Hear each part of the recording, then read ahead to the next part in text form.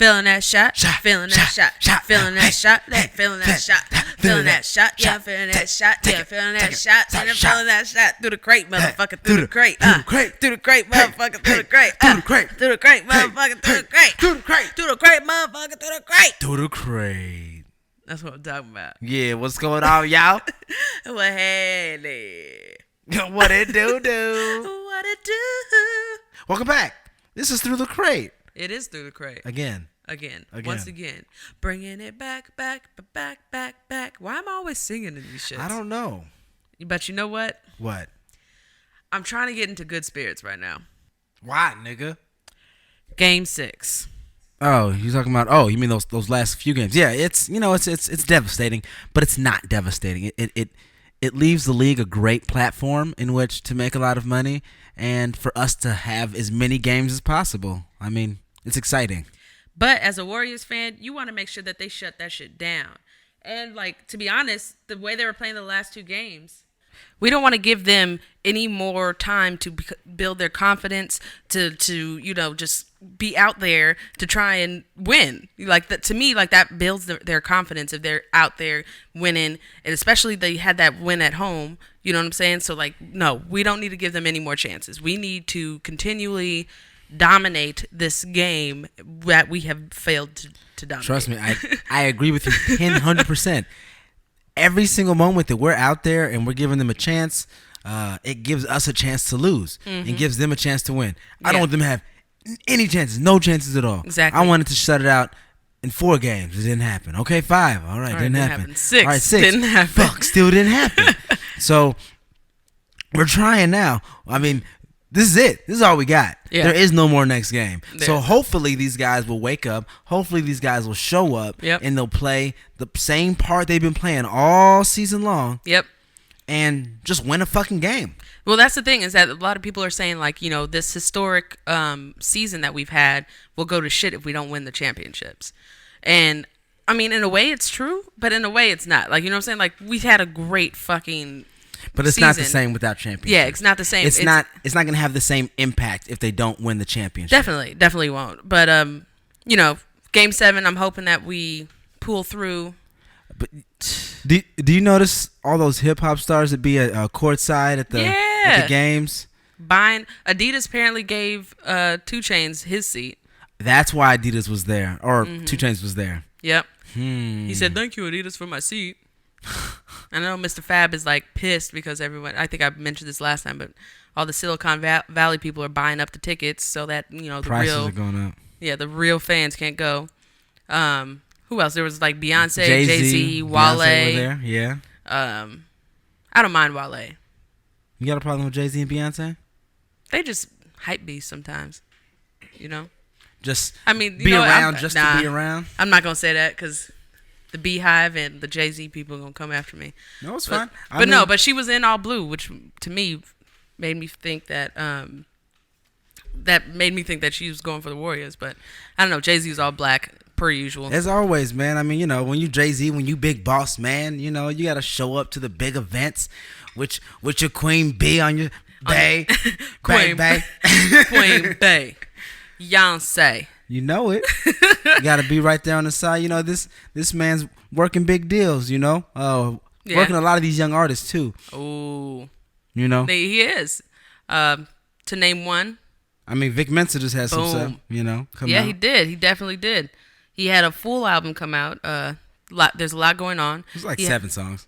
Yeah, I guess what they call that, EP? Yeah, EP. So he had an EP come out. There's a lot going on. Great EP. One of the things that we're going to focus on today is the actual single from the EP, 16 Shots. There was a video for that. Man. I don't know. It's visually striking. Yep. The fact that it's a performance. It's not necessarily a music video. It's almost like a monologue. Right. He's performing.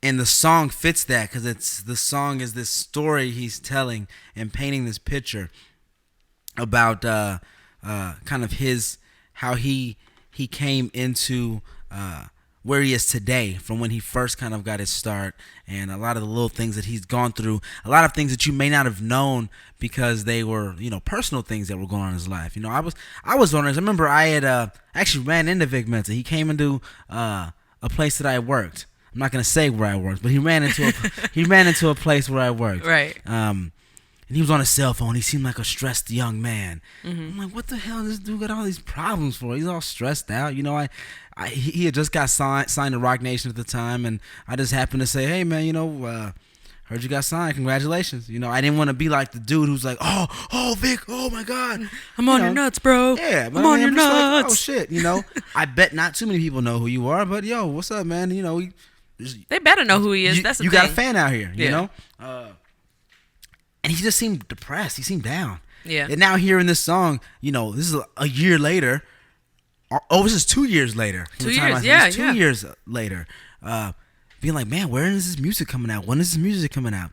Hearing this song and seeing that video, it really let me understand where he was and what he was doing. He was going through some shit personally and mentally and emotionally, which is something that, in all honesty, we can all relate to. You don't have to be a hard person. Oh, I'm hard. I ain't got feelings. Yeah, you do. Everybody has feelings. So I completely understand why he feels like he had to take the hiatus and all that. The hiatus, yeah. Yeah, I mean, when it comes down to it, I'm a fan though, and if I want to hear music, I want to hear music. But I can somewhat empathize with the going through some stuff. Mm-hmm. Rich people problems are a little different than broke people problems, though. You always have that whole little stigma, dude. You're always like, man, if you're rich, you ain't got to have no problems. But, it's true. Most of these motherfuckers that are rich are depressed. Yes, And what, if you think about it, what makes a artist and a lot of these people that we look up to is because they're not normal. They have something, there's something in their brain that's not balanced. So that's unique. Yeah, unique New York. But that's what I'm saying, is that there's something that's in their brain that's not all together. And that's why they are separated from the most people. But anyway, 16 Shots was a very beautifully done video. That video was great. It was kind of like I hate to compare it, but D'Angelo Untitled, like where he's bears it all. I thought the same thing when he had his pants in his pockets at the beginning and he leaned back. I'm like, look at this D'Angelo wanting to be a little dude. But that's what I'm saying, is that like he's bearing it all. Like this was one of those songs that he really wanted you to listen up. And like, especially with the fact that, with the target practice that he has on the video, and you have these other things that he's mentioning throughout the video or throughout the song that are coming up on the target papers. I don't know what those are called. Yeah. But you know what I'm saying? Like it was just really good done. And you could tell, I felt like it was done in one shot. I think it had to have been, right? It had to have been, yeah. It was just really nicely done. And big ups to you, man. Like, that was a really dope song. Especially the way that he got that 1, 2, 3, 4, 5, 6, 7, 8, 9, 10, 11, 12. Like the clever song altogether. Like the melody to it, the lyrics to it, especially in regards to, Laquan, like, because that's the whole reason why this video was brought up. Or not video was brought up, but the whole premise for this song is regards to that. And I think he actually had a homie that was close to Laquan or something like that. So that's why it hit home for him. And that's another thing, like these things, just dialing back to what you said, these things that happen in people's lives, like, they might be like one of the most talented people in the world, but they are human too, like they have fucking shit going on. So it's true. I mean, sometimes I guess it is difficult for us normal people who work normal jobs and live normal lives to empathize with celebrities and people who have notoriety for things other than necessarily their work ethic. Mm-hmm. For the work that they produce, not necessarily their work ethic. Right. But you know what? They're still people too. Yeah. And I guess it is nice that he's able to go back and actually talk about some things that are relevant. Being from Chicago, he is from Chicago. So that shooting definitely impacted him. And I don't know. Chance joked about something in one of his songs, saying, if you meet somebody from my hometown, they're gonna say we're cousins, just because Chicago really is this big little town, though. You're one or two steps separated from just about any other person in the city, and the city's huge. So it is kind of sad that something tragic would happen, and it would touch this person who we think is above all of this, right, all of this madness that's going on in the streets. But it still touched him somehow. So yeah, that's another thing. Like within the song, he says they threw a little girl down on the pavement, pushed her with the bike, and said, "Stay out the way, bitch." She was bleeding on the ground through her braces, and that was he's talking about that through a personal experience, because that was actually his homegirl. He basically said that while they were standing there, because I think they went to a riot, or there was some type of riot or something that was happening in Chicago, and him and his homegirl went, and there was a police officer by the bike, and that's why he pushed her with the bike and said, "Stay out the way, bitch." Like, that was a true story. He's like, I'm speaking from real shit. Like, this was something that really happened, and like this, like, how the fuck are you gonna say that to my homegirl like that? Yeah. So it's just like, it's real shit that's happening. He's dialing from real things that he's experiencing out here in Chicago, and he's actually bringing it to light, and I really commend him for doing that. Yeah, I mean, and he's bringing to light a lot of things that are going on in Chicago. There's a lot of tensions building in Chicago, whether it's police shootings, whether it's gang violence, and it's spilling over into a lot of things. It's spilling into activism. Working downtown, the teachers have gone on strike several times, and I'm telling you, they've gone on strike before, but these rallies are big, and the people are energetic. Donald Trump came to town. The crowds were big, and they were energetic. The city of Chicago is riled up. The city of Chicago is hot. It's summertime. The heat's on. Yep. The AC is broke, and people are pissed. Basically. That is a great way to paint that picture. It's serious. It's serious. So, anyway, but let's to not end on a lighter note, but to go somewhere else with it. Not just to focus on Vic Mensa's political stance when it comes to his music. Okay. Let's just focus on the fact that the motherfucker got bars. Yay! Right? He has got bars. He's one of these. You put him. I would literally put him, like him, Chance. Like, they get put into a different category when it comes to this new age rap. Like, thank you. I'm really glad you framed it into a tier of their own for the new school rap. Right. I'm glad you didn't try to put them in the tier of like the top rappers of all time. Out. No, or out. No. Right. Okay. No, like there's a certain tier of them. Cool. Yes. Yeah, definitely. There's a certain category or what's the word I'm looking for? There's a certain caliber of rapper that you put over into a different tier. For sure. I mean, and you know what? I don't want to sound like a bigot to even say like caliber. Mm-hmm. That's what I mean. Make me sound like a bigot, bitch. A little, like, a little. But I agree with your bigotry. But I know how other people might take offense to that. So I understand what you're saying, though. They're in a completely different, like in a class of their own, where they're actually caring about what they're saying, not just how what they're saying sounds. So it's a little different, and I'm so glad that those type of characters still exist in the realm of hip hop. Definitely, especially the realm that we have today, where it's not the norm. The norm is something completely different. But that Five Fingers of Death was definitely great. He went in and like ripped that shit apart. He did a really good job, and there's not many artists, in my opinion, who can take the Five Fingers of Death and, even if you go in there with something that's pre-written and you have a plan in place and you're like, okay, this is what I'm going to do with the Five Fingers of Death. You have no idea what beat Sway is going to put on. Nope. You have no idea what vibe the morning might take. So you might have a plan for something and that motherfucker may not fit. You might have to freestyle into something different. That's just how it works sometimes. That's how Sway makes it work. That's how Sway makes you work, is probably what I should say. Yeah. But even though, like, in the beginning of the interview, Vic Mensa did say, like, you guys got some, like, 95 BPM thing. But I think Sway gave him look like, you know, because you're not supposed to, like, when you come up there, people know if you watch Sway, you are not supposed to ask for a beat. You don't ask for nothing.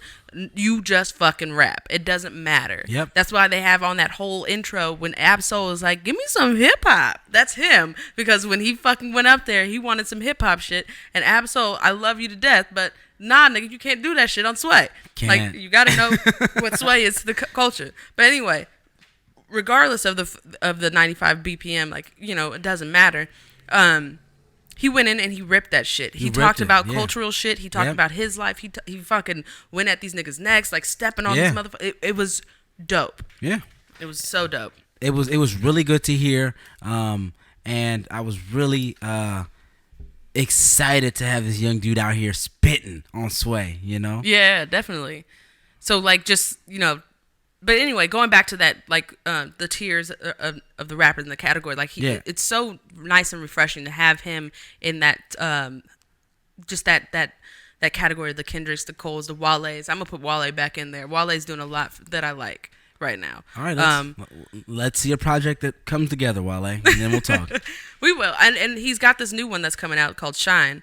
Not sure when that's coming out. I can't wait to hear it, Wale. Someone is a little critical of Wale. But anyway, what I was going to try and what I'm trying to transition into is the fact that we got these double XL freshmen. Yes.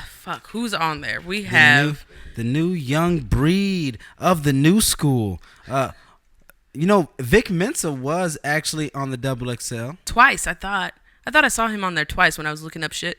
Like, I was like, how the fuck do you get on there twice? Like, I could have sworn I saw him on 2 different covers, but I don't know. Apparently, this is the new wave. The new wave. We're just gonna start off like this. Anderson .Paak from Cali. Yep. Are we gonna go through them? You want to 21 Savage. Yeah. From Atlanta. Kodak Black from Florida. Lil Uzi Vert. Philadelphia. Yep. We got Lil Dicky. Wait. Lil Dicky? Okay. Yeah. All right. From Pennsylvania. We got Harlem, repping Dave East. Yeah, that motherfucker. Beast. We got Florida's Denzel Curry. We got Panda Man himself, designer. We got Mr. G Herbo from the Chi-Town. And Lil Boat. Lil Boat. Chance. Lil Boat. Lil Yachty. We got Lil Yachty on there. So, I'm going to be real with y'all. I do not listen to Denzel Curry. I've known about G Herbo. Kodak Black, don't know about you. I actually listened to a couple of things after seeing you on this cover, and I went back and I listened to Vibe and Lil Bitch. I think that's the one that I actually liked. Okay. Denzel Curry, don't know about you either, but I knew about Lil Yachty, Lil Dicky, Dave East, 21 Savage. I had no clue about. Anderson .Paak, I know about, and Lil Uzi. I mean, yeah. Let's just start with Mr. Anderson .Paak. Dude is freaking talented. That is the one and only person on there, like him. Insane. Jesus. I mean, he was at Jimmy that he performed on, where he was playing drums and singing. He's a like dude, insanely talented individual. Who's young guy, who made a big splash. If you guys don't know, on Dr. Dre's Compton album. Yep. He was on like 6 joints on that motherfucker. His voice is extremely distinct and soulful. It reminds me of No One, so that's why I know it's great. No one comes to mind when I think of this guy's voice. Yeah. So it's awesome. So I'm really excited to see what he does in the future. His Malibu album. Malibu was very good. It was so dope. We've talked about it before. I brought it up to you before. It's great. Yeah, and then also like I'm sorry, I can talk about Anderson .Paak all day. Yeah. But like just like knowing about his upbringing, like he's always been a drummer. He's from Oxnard, California. And then like he came up like in the music, not in the music, but like he was always a drummer, always doing something musical. And like it's just crazy how talented he is musically, when it comes to the drums, when it comes to like picking out his beats. And like he was on Kate Tradana's project with Glowed Up. His album is like completely dope. He's the one that actually brought together Dr. Dre and DJ Premier on one song when it came to Compton. Like, Nice. you could just recognize the star power, the talent that this guy has, and the space that, like, the beats that he picks, like the way that he has those pockets that he chooses. He's just amazingly talented, and that's actually one of the people that I've been listening to a lot of. Like, I went back and I dove into everything I could find from this guy. Nice. He's also part of a group called, like, No Worries or something like that, which is pretty good. But anyway, Anderson .Paak definitely deserves to be on this, if anything. For sure. And then something that I think is very interesting is you've got your kind of the groups of rappers that are represented here. Mm-hmm. So obviously we've got Anderson .Paak, who, in my opinion, isn't a rapper. He's definitely a hip hop artist. So it makes sense that he would make the cover of a hip hop album. But I think this is showing the expansion of, what are we considering as hip hop these days. Yeah, and I think it also shows, like, where Double XL is trying to go, or, like, to be honest, like, with everybody rapping / singing, it's like, where do you pick from now? So it's definitely a transition point, because what's his name turned it down. Dude from Toronto, Tory Lanez turned it down. All right. So who else? And then I think it's interesting that you've got your 21 Savage, Kodak Black. Have you listened to anything by 21 Savage? Your G Herbo. I've heard, like, snippets. It's whatever. Mm-hmm. Kodak Black is like a character. Mm-hmm. His music is all right. I mean, I'm not really a big fan of that genre of hip hop, but he's more of a character, I think, than actually like a serious artist. But we'll see. This guy's still young too. Mm-hmm. And then you got your, like, melodic mumble rapper guys on here. You got your Lil Uzi Vert and Lil Yachty, which I think is interesting because that's also a wave of music that is becoming really popular on the internet. Right. These guys are getting a lot of likes and a lot of hits. Mm-hmm. Now it's time to see if these guys can sell records and if these guys can take this newer sound that I'm not necessarily a big fan of, but a lot of people are, to see if they can take it to the next level and make it more mainstream. Definitely. Denzel Curry, I honestly don't know. Dave East, I honestly don't know. What? I could talk on Dave East. Dave East is signed by Massive Pill, which is Nas's label. And Dave East is, like, true to the dirt, like to the bottom of him, to the top of him, Harlem rapper. He is, to me, one of the most talented ones coming out of New York right now. Like, he can go up there with like, he's got that street grime about him. But he also's got those lyrics. Like, you can tell that, like, there's a reason why he's signed to Nas. Got it. And Davies, I think he has a lot of promise. He's got a project out right now that's called Hate Me Now, but he's had plenty of mixtapes in the past. He's got Black Rose before that one, and I don't remember the names of the other ones. I've only been able to go back to Black Rose and Hate Me Now. But Hate Me Now has a bunch of different people on that project that, just shows, like, his caliber and, like, basically how he's respected in the game right now. I don't know if you think, sometimes I think about, like, how, like, oh, you have so and so on your project, and, like, I don't know, like, sometimes I think about, like, if you have somebody on your project, that means that you're validated by them, but is it because these old heads are trying to get on the wave? Who knows? It's probably a little bit of both. Right. It depends. I mean, if I was actively in the music and Nas wanted to do a track with me, hell yeah, why not? I guess. But to be honest, like, I don't really feel like that's the case when it comes to Dave East. Well, because first of all, he's friends with KD, Kevin Durant. Okay. Like, because he used to play ball. That's one thing that got it. Used to happen with Dave East. He used to play ball. And then something happened where he had to go to jail or some shit, and then he couldn't play ball no more. So then he just started rapping, and he's always been, I guess, a good with English or some shit like that. So, excuse me. Good with words. Good to English, know. yeah, good with words. Good with English. Not so much the Espanol, but no, the English I'm is sorry. good. I think he was like an English major. I don't got remember, it. but I think that's where I got that from. I could be lying though. But, like, he's got features like Rico Love, Pusha T, Styles P, Jadakiss, Mac Wilds, Just like people like that. Like I feel Okay. like they wouldn't hop on that shit if it wasn't like some real shit. Okay. And so he's holding New York down, I think. All right. I mean, how about Designer? Designer. We have yet to hear something else from him, but you know what? I'm pretty excited to hear something else from him. I think Pusha T signed him for a reason. I don't know what else he can put out that's going to be as hot as Panda, but I don't know. I mean, like I'm being optimistic. Opto Mystico. Yeah, we'll see what happens with Designer. I mean, he seems like a humble dude. I've watched a couple of interviews with him. Yeah, And he for seems sure. like he knows what he's in it for. He knows that he's just doing this shit because, I mean, I don't think he, I'm not even going to go into the lyrics because, first of all, you can barely hear him when he's talking. But, but I think he's just a very highly energetic, like probably in this. His I'd rather flow listen. is ridiculous. Yeah, I'd rather listen to him than like a little Uzi Vert or a little Yachty. His flow is ridiculous. That's just my preference, though. But yeah, who else do we got? I mean, that's about it. That's it. Yeah.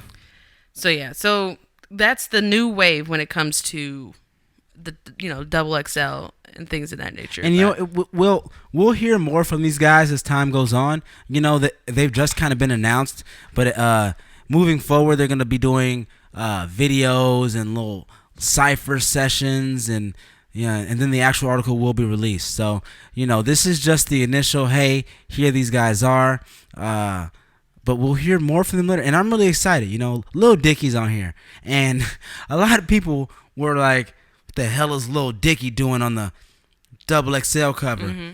The man can Can rap. I mean, he may not know exactly if he wants to be a funny rapper or a real rapper. He knows, but I he think can rap. knows. See, you always hating on him for that. He knows exactly what he wants to be, dude. I think. Then what's he want to be? He wants to be a rapper. He's funny with this shit, but he wants to be considered one of the greats. Okay. So yeah, I could be like a funny, like comedic rapper, but I'm also fucking rhyming circles around a lot of these motherfuckers out here. That's what he's like. I don't think he's got an identity crisis like you think he does.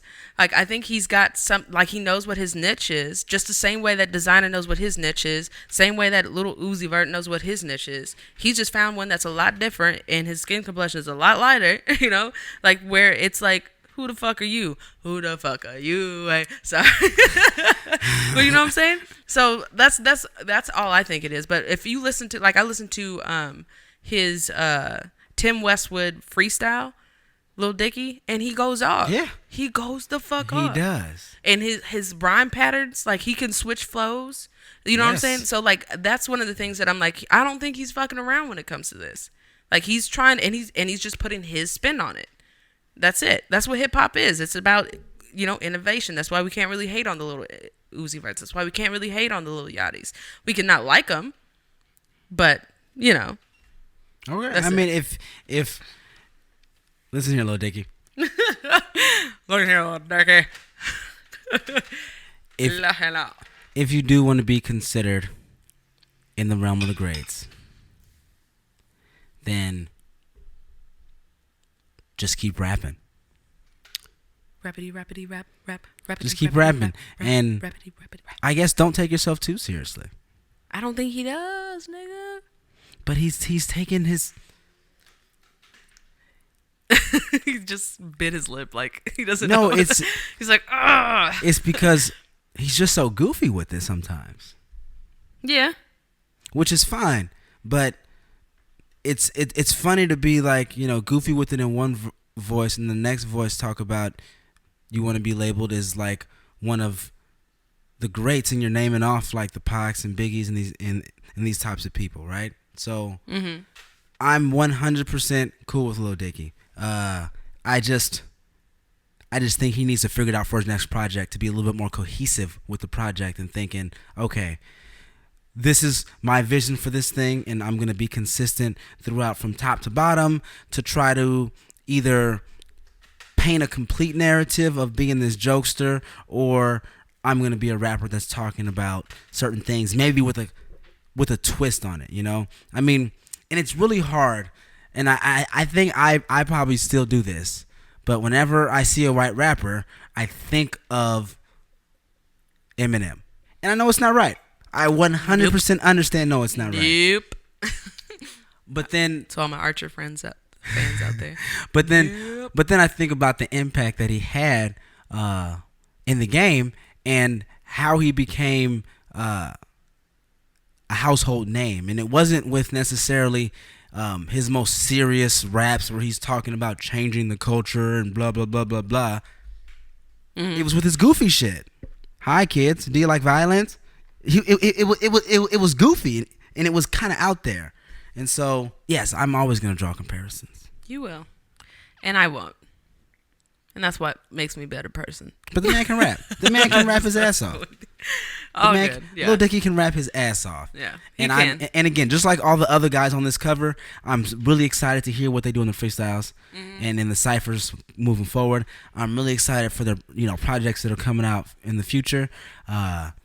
So far, they've had enough to get to this level, but now we're going to see what takes them to the next level. Right. So that's one thing that I actually wanted to touch on is that what's different about the XXLs now versus like the freshmen now versus the freshmen in the past is that the freshmen in the past actually had to do some groundwork. Like right now, a lot of these people that are on these covers is because of like internet clicks and views. Like they have one, like Designer has one song out. Yep. No albums, no nothing. Like we haven't heard. Excuse me. I mean, like he has other songs like Zombie Walk or whatever that other songs, like stuff that builds his buzz, but he doesn't have any actual projects out. Whereas back in like 2009 to 2010, like you had to have at least like a couple mixtapes under your belt. You know what I'm saying? So it's a different time right now. It's a different wave and that I think it's really fitting how they said the new wave, because like a lot of these people, like it's hard for me to say like they deserve or don't deserve to be on that cover, because half of the motherfuckers I haven't heard from, and the people I have heard from, only about 2 of them I believe deserve to be on that cover. Anderson .Paak. But then who would? Exactly. Who would you put on the cover? Exactly. If not those guys, if not those 10, what guys would you put on the cover? We wouldn't have a fucking cover this year. You know what I'm saying? But that's the thing is that like back in 2009, we had Ace Hood, Currency, Kid Cudi, I think Wale, like people like that who had like tons of mixtapes under their belts. And then like in 2010, we had like J. Cole, Nipsey Hussle, Wiz Khalifa, tons of fucking J. Rock, Big Sean. Tons of stuff under their belt. You go to 2011, Meek Mill, Big Crit, Sci-Hi the Prince, Lil Twift, don't know what the fuck. I think this is probably where it changed. Kendrick Lamar, Diggy Simmons. I don't even know Diggy Simmons, but whatever. Probably because he got connections. And then 2012, Future Kidding, Danny Brown. Like still was okay. Iggy Azalea was on that one. That's gross. Whoa. And then you Schoolboy. don't like Australia?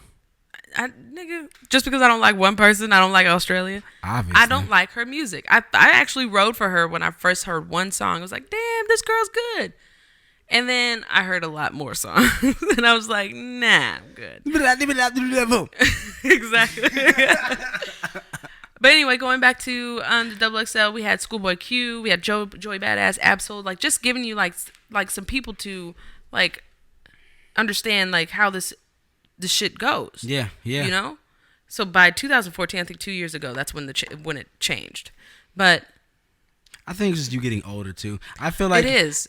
I feel like every generation, when a change happens, like, oh, it's different.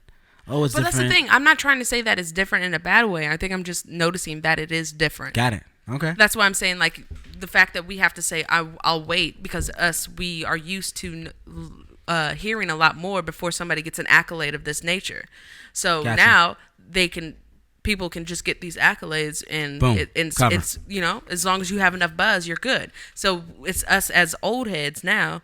That's crazy that we're about to be 30 and we're about to be old heads, but we have to adjust our thinking, to the way that shit's going if we want to stay relevant within this culture. You know what I'm saying? Yeah. It's kind of trying to like find a balance. They're like, all right, you good, Lil Uzi Vert, but let's make sure you work a little harder. You know what I'm saying? Like, let's make sure you working for what you getting. Like, Lil Yachty, you all right, but let's make sure you working. Designer, you have one song, great song, but let's make sure you're working. You know what I'm saying? So I think that's just one of the things that we got to do. So that's my 2 points. 2 points, 2 cents. Not sure why I said points. Maybe I'm thinking about the game that's gonna happen today. Probably. Go Warriors. Anywho, you mentioned somebody that was on the old list that actually has a project coming out soon. Who did I mention? Schoolboy Q. Hello. Schoolboy Q. Now, Schoolboy Q is a rapper from the TDE camp. If you don't know what TDE is by now, You better ask somebody, baby. yeah, pretty much. Yeah. So TDE, Top Dog Entertainment, Kendrick Lamar, Black Hippie, J Rock, Ab-Soul, Isaiah Rashad, SZA. So all these guys are out there. And Schoolboy Q finally has a new project coming out. And he released a couple videos. And he released another single. That part. Me no conversate with the fake. That part. part. So, you've obviously heard it. What do you think of the song? I think the song was dope. I think it was actually a really awesome song. The flow was dope. The beat was very eerie and just made you move. Yeah. Did the beat not remind you of something else? Oh, it definitely did. I was going to leave that to you, bro. The song remind you of something else? Yeah, it did. So you pointed that out to me, and as soon as you pointed that out to me, I was like, damn, nigga, what an ear. Levitate. So if you guys have listened to, Kendrick Lamar's Untitled Unmastered, same producer that helped out. Same producer that did that Levitate song that was on Untitled Unmastered did that part for Schoolboy Q, and you can actually kind of tell the flows are similar for those songs. Definitely similar, yeah. You could tell that just the bass, not even the bass, but the basic structure of the songs are very similar. So you can hear that, and that's probably one reason why I like those both. Yeah, I like it. I mean, I still like it. Yeah, they're both very eerie. They're both very they're not too eerie for me though. You know what I'm saying? They're both very they still have a nice groove to them. Got it. So I really like those. And then we got your boy Kanye I wasn't even West. gonna go that far yet. I was gonna actually talk about Schoolboy Q's verse. Okay, I don't want him to get overshadowed by Kanye West. I'm not. Schoolboy Q's verse. I liked the way he presented his flow too. Got style and stop a style, nigga. And he switches it up. Yeah, the way whenever he gets into his bag like that, he's so he's unstoppable to me. That's why I like Schoolboy. He's one of the more charismatic characters in TDE. On the mic, yes. So in the whole camp, he is the Snoop Dogg of the verse, the one that kind of has his own style and kind of puts his style and personality on a track. And it's very distinctive. And what? A lot of motherfuckers is biting off of that. I think so. I'll go into that later. Okay. But I think that Schoolboy Q does a very good has a very interesting way of presenting his personality on the mic. Yep. It's very dope.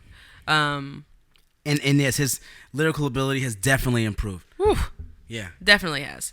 Especially because I think one thing that I like about hearing from Schoolboy Q is that, especially from the Am I Wrong song on Malibu from Anderson .Paak, he's got a feature on that. And that feature has a different it's a different style for him. It's a different flow for him. And then on he's that singing part, a little too. Yeah, he is. Yeah. Thousands on the floor. Music and music without soul. That whole thing. That flow is dope. And then he switches it up and shows us that he can be versatile. And he coming over here to this me no conversate with the fake. That part got style on top of style, nigga. He's not front. Excuse me. He's stunting on y'all niggas. He's I got this. Y'all love Kendrick, but let me show you that I got this shit, motherfucker. I can do this shit. So that's one of the things I want to just shout out to Schoolboy Q, because he's doing his thing. He made a name for himself from outside of the shadow of Kendrick Lamar. Definitely has. Yes. Which is very difficult to do. I mean, that being your homeboy and him getting all these accolades, it's kind of hard to just kind of be in the background and be like, hey guys, I've got something to say too. But he was like, what's up, yo? I'm here, nigga. Yeah, Yep. pretty much. And then that's one of the things I loved about like TDE too, is that they'll always be like, so if he gets asked about Kendrick, like, man, fuck Kendrick. Yeah, you know, give him shit. like fuck that nigga. I can rap better than him, like shit like that. And he's got a hilarious Snapchat. Yeah, he does. I don't even follow him on Snapchat. Oh my god, It's pretty good. I gotta do it. But yeah, that's just one of the things though. I just wanted to make sure that we got that before we go into this Kanye West thing, because I didn't have much to say about Kanye. His rapping part, I thought was dope. It wasn't dope. I like the way he rode the beat too. I like the okay. Yeah. Vegas can't be choosers, bitches ain't Chipotle. Like that shit was dope. Yeah. It snapped. Oh my god, that's my favorite part. Eating catfish. like it's dope. Yeah, he goes in. Went in. And then. But then you still know that the nigga ain't saying Kanye shit. Gonna be Kanye. Kanye gonna be Kanye gonna be Kanye. So apparently Kanye has struck again. We talked about this twice before. Yeah, we have. But Kanye sneaks in on other people's songs and does whatever the fuck he wants. Seriously. He sneaks at the end of this Schoolboy Q song. And he just freaking does whatever the hell he wants. He freestyles. He admittedly freestyles. I ain't saying shit. On a single and says, I ain't saying shit, but you listen close though. Like, no. I heard it all and you wasn't saying shit. Yeah. Yes, you're right. I agree with you, Kanye, for once. And no one said this wasn't okay. Top Dog wasn't even like, you know what, yo, this end of this song is whack. But that's the thing. Hey, I think Ali, cut that shit off. No, it didn't happen. They let him be Kanye. And I think sometimes you just gotta let Kanye be Kanye. I think that's what comes with making that phone call. When you're like, damn, do I really want Kanye on this shit? He gonna make it pop though. I definitely want that Kanye boost, but he's gonna be Kanye. Fuck it. Let Kanye be Kanye. He's running for president soon anyway, so fuck it. So I honestly think that, yeah, they're just gonna let Kanye do whatever he wants. I'm still gonna talk about it if it sounds like shit, because most of the time it does sound like shit. So yeah, I'm gonna call it out. But you know what? Let Kanye be Kanye. Exactly. That's it. I mean, and then the whole end of it. He says, "Get Top Dog on the phone," which is a reference to Untitled Unmastered. Yep. Which then at the end of the music video actually flashes the phone number. Have you called that phone number yet? No. Oh, okay, I haven't either. Broke them, fix your pockets. Anyway, that was a great song. Yeah. Shout out to you, Schoolboy Q, and Kanye. You did your shit. He tried. I mean, yeah, definitely. There's this other rapper that dropped a record who's also from a similar area of the TDE people. Mr. YG. You had an opportunity to listen to that project at all? Yeah, I have. I actually gave it a listen. I gave it one full listen. I wanted to give it to another actually two, just to get through it. But I actually really liked the. I liked it. Yeah, I liked it a lot. It was very West Coast. Yeah, very West Coast. That's probably why I loved it. I gave it a few listens, and probably the most intriguing piece for me that stood out the most. Mm-hmm. I wouldn't necessarily say it was the lyrics. I wouldn't necessarily say it was the voice. I would have to say it is the overall production, because it is so West Coast, and that like OG West Coast LA sound is so foreign in the game right now. It definitely like, is. You don't hear that kind of music being played in the mainstream. Mainstream now is 808s. It's trap style beats. It's 808s.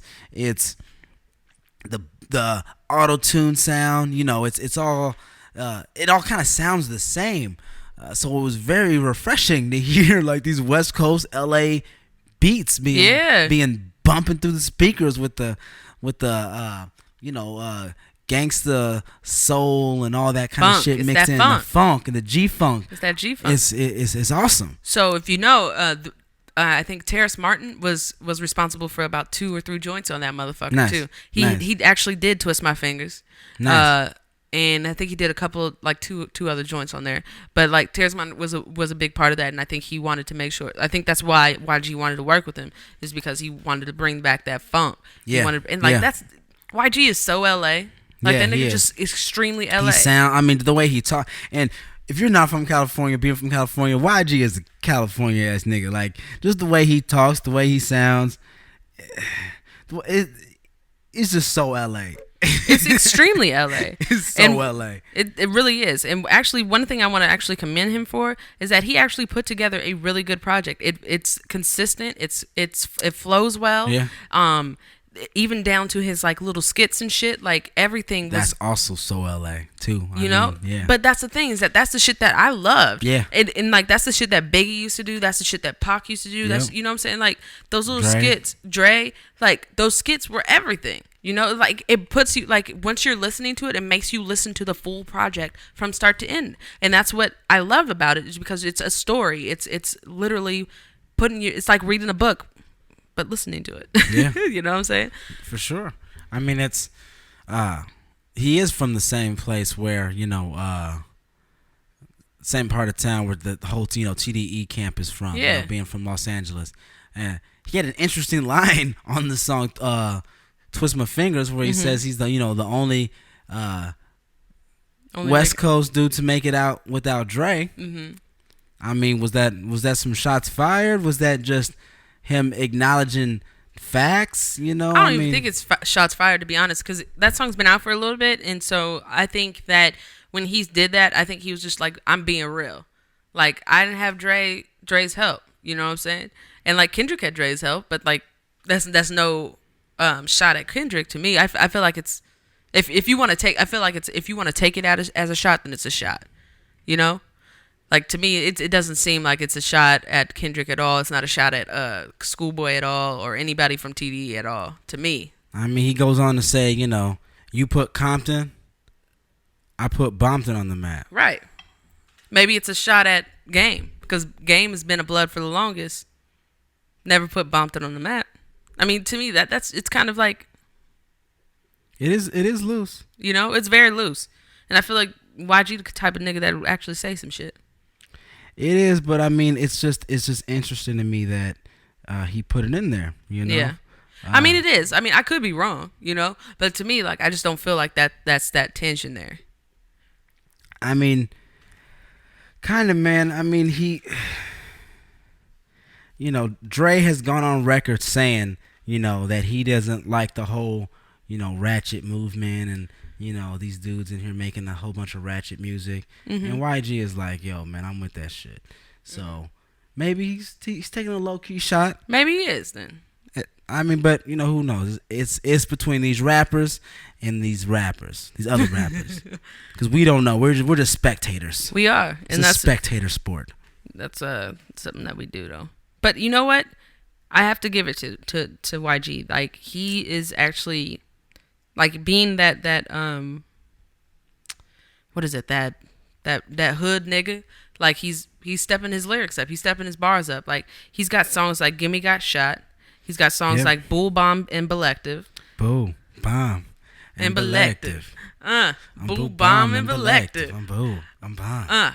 And Belective. So, and that's the thing. It's like Big and Back being Bull. Yeah. It's like a next step to that one. So that's I just got to give him that. And then Gimme Got Shot. Like it's a concept record. It's a story. It's a story. Like giving him. Like a Slick Rick kind of telling a story, but a West Coast style. I dig you know what I'm it, saying? sure. Like, I totally dig, like, and that's the thing, is that you have to give it to him. He's going from shit like that, like talking about like when he's like, who shot me? Because he really don't know who shot him when he was at that club, whatever. Not the club, excuse me, the studio. He doesn't know who shot him.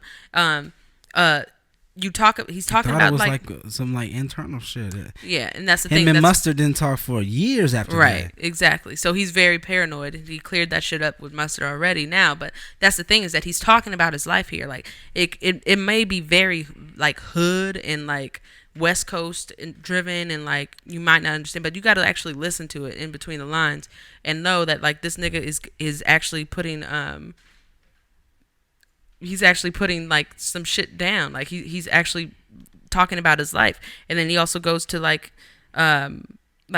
to political Yeah. lengths by putting "fuck Donald Trump" on there, Right. blacks and browns by putting "sad boy" on there from because there's a big black versus brown Yeah. blacks versus Mexicans thing down in L.A. So he's really trying to do his part. You know what I'm saying? I mean, By yeah, also telling his story. I mean, yeah, the album does touch on a few things. I mean, it touches on some street shit. It touches on some real life people shit. Like you were saying with the black versus browns, with the fuck Donald Trumps. He gets a little political in there too. Which is always refreshing to hear when you have someone who's from a community that's usually detached. Yes, if you look at hip hop as a community, hip hop encompasses conscious rappers who do speak on those kind of things, Right. But it also has this other side of gangster rap and these other topics that come up, and certain individuals inside of these sub factions, they don't merge over. Right. Yeah, right. Some people in the hood, they don't listen to Mos Def. They don't know about this shit. Right. So when one of their own from their own community, reaches out and has a song and talks about this kind of shit, even if it only touches 5 people, that's 5 people who weren't touched before, who had no idea what the fuck this shit was before, and now they have an opinion on Donald Trump. And now they whatever. can possibly touch another 5 people. Exactly. It's planting the seed. You know what I'm saying? Exactly. So yeah, it's definitely something that I really admire about it, him doing that. Like on the surface, you can say that YG is just being YG and putting out this music, but you got to look at it a little bit more. Yeah. That's all I'm saying. Yeah. We got a little more time left. You want to talk about one last topic? I mean, what you got? We got your boy Drake. He sounds like he dropped something 4 p.m. in Calabasas. Can one dance? Oh my God, that's not the song, but yeah. So I guess this will be the last thing that we talk about. We tried not to talk about Drake for a while. Drizzy. Oh my God, what the fuck? Drizzy Drake. Oh my God. Yeah, man. Blampakan. Anyway, This Drake thing. you done? Or I mean, is he done? Anyway. So basically, Drake dropped this song 4 p.m. in Calabasas. Ooh. It's literally taking shots at Diddy.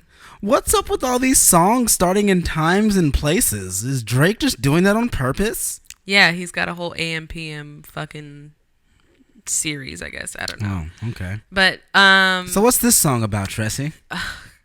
Is it about Diddy? it basically is. I mean, to be honest, it's on a Diddy like beat. Yes. And he's taking shots, Yeah. saying shit like what did he say? Even his flow. Like his whole flow. And he goes, the higher I get, the less they accept me. Even even had the OGs trying to press me. Ha ha ha ha ha. Like the Don't way he touch me. exactly, cause I'm close to the, and he took that from an OG. But anyway, so Puff is over here. First of all, I don't understand you, Drake. This Puff situation appeared to be an old situation. And Puff squashed it in an interview. Squashed it. He was like, was that Breakfast Club? Yeah, he was like, no, I'm good. I have we're no done. problems. I don't mess with. I'm not. No, we're good. Yeah. Nothing. And a lot of people are trying to say that he was bitching out, but I don't really think he was bitching out. I think Puff's about his money, and that's what he did. He's like, no problems, we good. They probably had a conversation. Who knows? Who knows what what the fuck happened? Like, grown men will be grown men, right. But I feel like this is some bitch shit. Like, the fuck is you doing taking shots at him like that? Like, he's the hottest nigga out right now. But like now he's like, I think he's playing around with like his position. That's exactly what he's doing. He's on top of the game right now, which not only gives him the most exposure, and it gives him a massive platform of which to spew whatever he wants. That fucking View shit came out, and it was some lukewarm ass shit.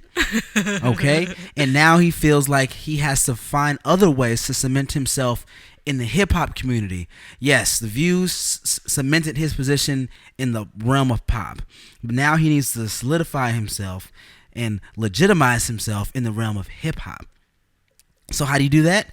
This Meek Mill thing worked out great for him. Taking shots at people worked out great for him. So let's just keep going. Yeah, I think you're right. I think that's a very good observation, a very good like hypothesis. I don't know, but I don't know. This shit's old.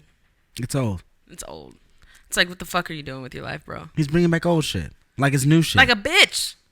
Like, you know what I'm saying? Like, nigga, you squash some shit. And you can like that's what bitches do. Like, okay, we good, but you know you shouldn't have done that, right? Like, the fuck? I thought we was already through this though. You know, like, you acting hella fucking bitch, like bitch assness. I thought we were done with that. Ooh, It's some Puffy need to come out with a song. Has somebody write it for him. It's called Bitch Assness. That would be dope. Oh man, but like, seriously, this light song. skin versus dark skin. Just saying, it's happening. Know? I don't know. Wars. Whatever. That's all I got for it. Basically, I just, to be honest. And then Joe Budden thought he was taking shots at him. How detached are you, Joe? Well, no. Let's back up a little bit. He thinks that that it had to do with some of the shit that he was saying in his podcast, and then as soon as after his podcast comes out, he puts this song out. So to be honest though, I kind of don't agree with that, because when you listen to that Drake interview that he had with Zane Lowe, and he was talking about like, I got a lot of songs for the summer, like you'll know. So he's just dropped. I feel like he's had these in the chamber and he's just dropping them, especially since this is a Puff Daddy shot. Like it happened a while ago. It's predominantly Puff. Happened a while ago. He's probably in that Meek Mill phase of just like bodying niggas and was like, you know what? No, I got one for Diddy too. Right? Like that's what I think too. I definitely think that I don't see the whole Joe Budden theory. I think that Joe Budden is reaching, but to be honest, for a career. You're a fucking loser, dude. You're fucked up. Joe Budden has got bars. I'm never gonna like deny that. I think him and Slaughterhouse got some shit. I've always been a Joe Budden fan. Yeah. So, but to be honest, as a fan, I think he's reaching, and sometimes I think he's a little overboard. So a little. Anyway, I think that's kind of what's happening here. But like listening to that Zane Lowe interview, I don't think this has to do with anything with Joe Budden. I think it just has to do with the fact that Drake knew that this was a dope ass song. Because to be honest, that beat is so dope. Yeah. Courtesy of Puffy. The flow is so dope. The lyrics, whatever. What's said is said. Like, ain't nobody gonna know what the fuck it is unless you're in it. But yeah, I mean, that's it. So tired of talking about Drake. Anyway, I think we're about good, dude. Yeah, man. I mean, thanks for bringing Drizzy back. I mean, we got to resurrect him in Through the Crate. You know what I'm saying? But yeah, guys. If there's anything that you ever want us to cover, go ahead and let us know. We are working on a website. Yes. To have just a central hub for everything that we will be speaking about, talking about, anything. Like, you need anything in regards to Through the Crate, you go to one spot and you'll see it. If you have anything that you want us to cover, any songs that you want us to cover, please comment, please subscribe, do all that shit. If you guys got any fucking critiques for us, let us know. We always open to that motherfucking shit, though. Yeah, for sure, guys. Thanks for listening once again. This is Through the Crate. Through the Crate. Deuces. See ya.